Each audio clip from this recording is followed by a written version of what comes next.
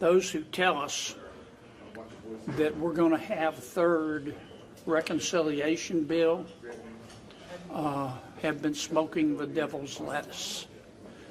Senator John Kennedy is never one to mince words, and this time he delivered one of his most colorful lines yet, saying anyone who believes there will be a third reconciliation bill is, in his words, smoking the devil's lettuce. Now let's dive into the next one.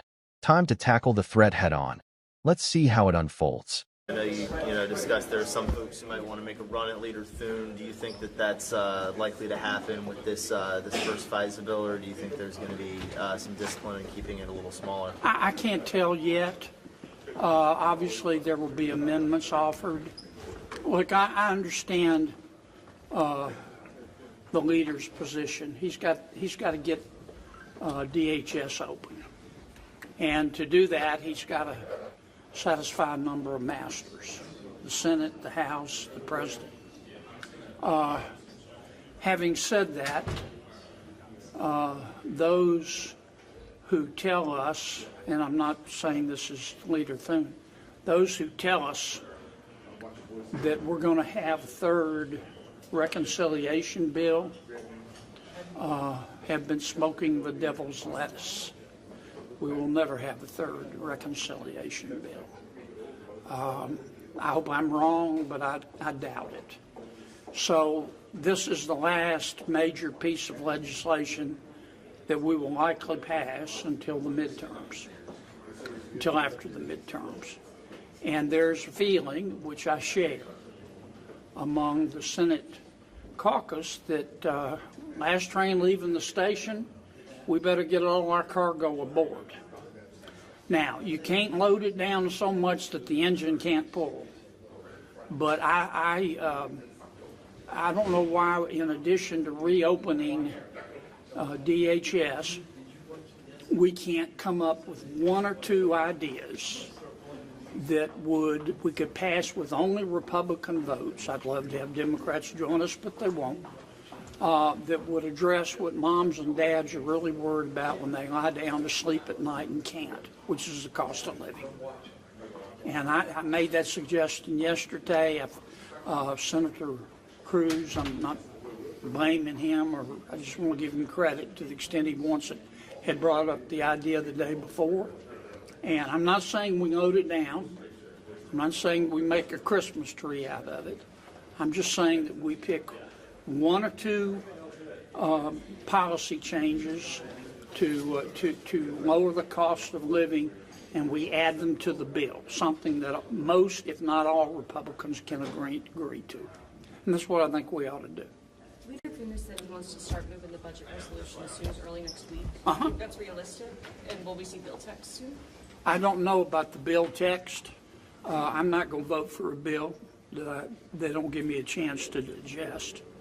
I think John is right to proceed with all deliberate speed. But, we've got this thing called FISA 702. It's going to expire on Monday. I don't know what the House has done. When I went to bed last night kind of late, they were still struggling with it. So I don't know what that means, but I don't want 702 to expire. I want to improve it, but I don't want it to expire. So yes. On that side, on FISA, are you expecting to stay over the weekend? Are there any? I don't know about the weekend. I'm labor, not management. You need to talk to Senator Thune, tall guy, kind of lanky, looks like Cary Grant, So I don't know what the plans are. If we have a vote this weekend, I'll be here. Now, behind the humor and Southern wit is a serious point about the current political reality in Washington.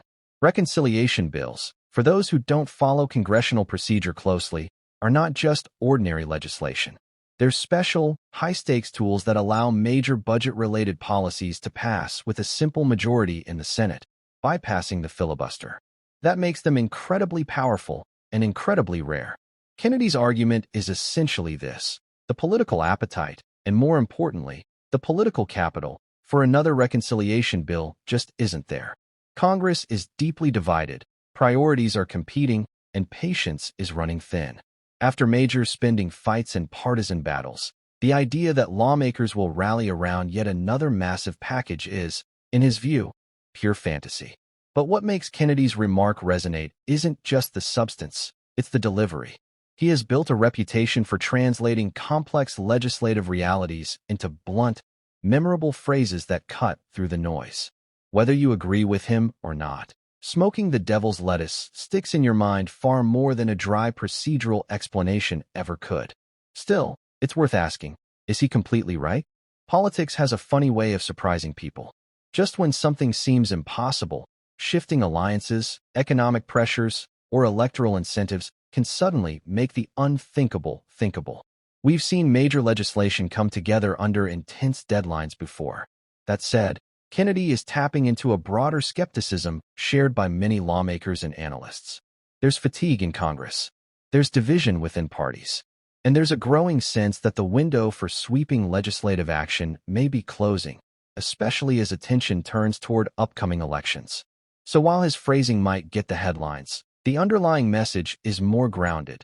Don't expect another big reconciliation push anytime soon. In classic Kennedy fashion, it's part analysis, part performance, but entirely designed to make one thing clear.